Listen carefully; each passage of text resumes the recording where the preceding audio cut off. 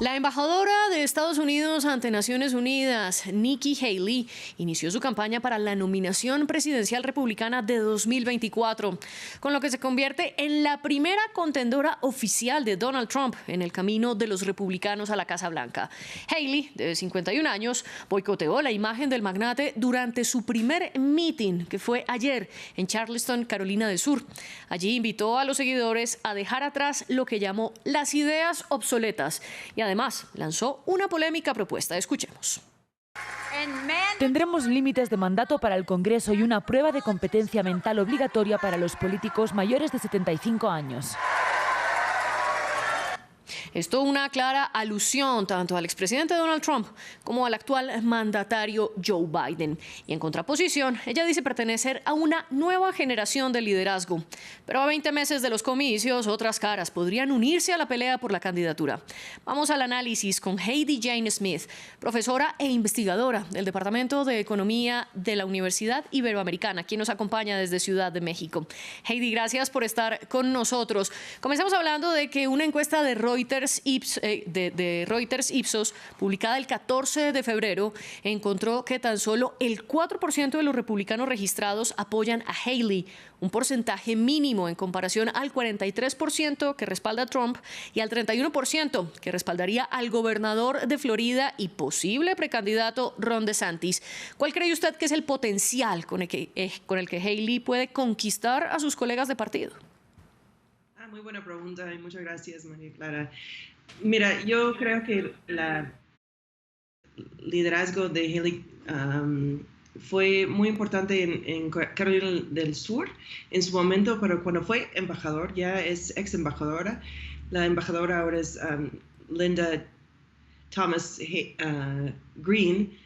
Pero cuando Haley fue la embajadora, no tuvo mucha presencia en los medios durante las épocas de Trump.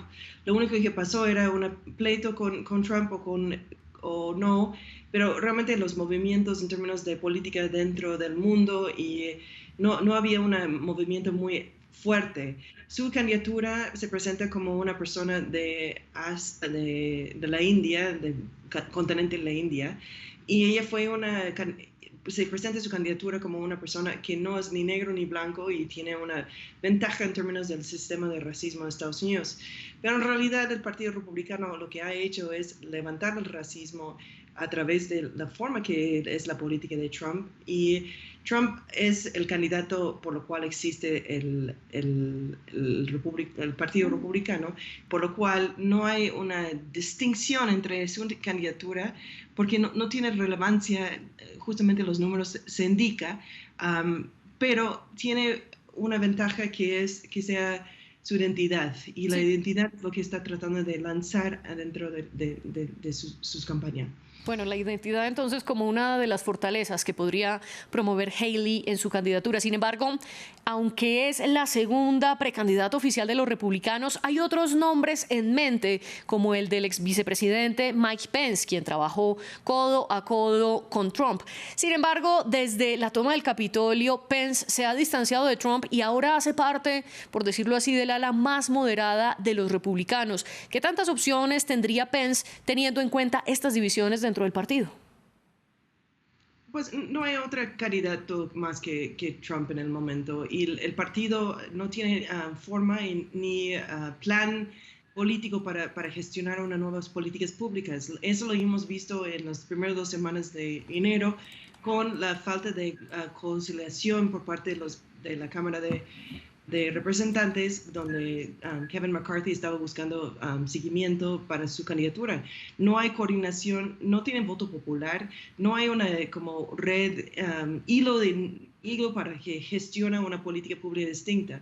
Ellos dicen que son de déficit cero y quieren cerrar, algunos quieren tener cláusulas de cerrar Social Security, seguridad social, lo cual son políticas masivamente popular en Estados Unidos. Entonces, no hay un candidato, no hay una forma de política y no hay mayoría. Entonces, veo muchos problemas en el Partido Republicano en ese momento para gestionar una política que no tiene que ver con un liderazgo pura, que es lo que es la política de Donald Trump.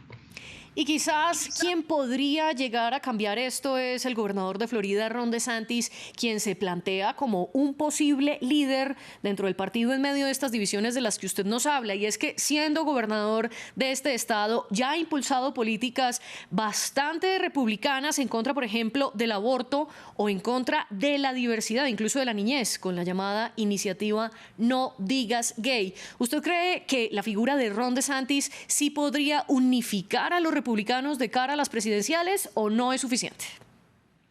No es suficiente. Yo creo que la política del gobernador de Virginia es mucho más relevante porque él sí ha trabajado en términos de el derecho de las madres y los padres dentro de las escuelas.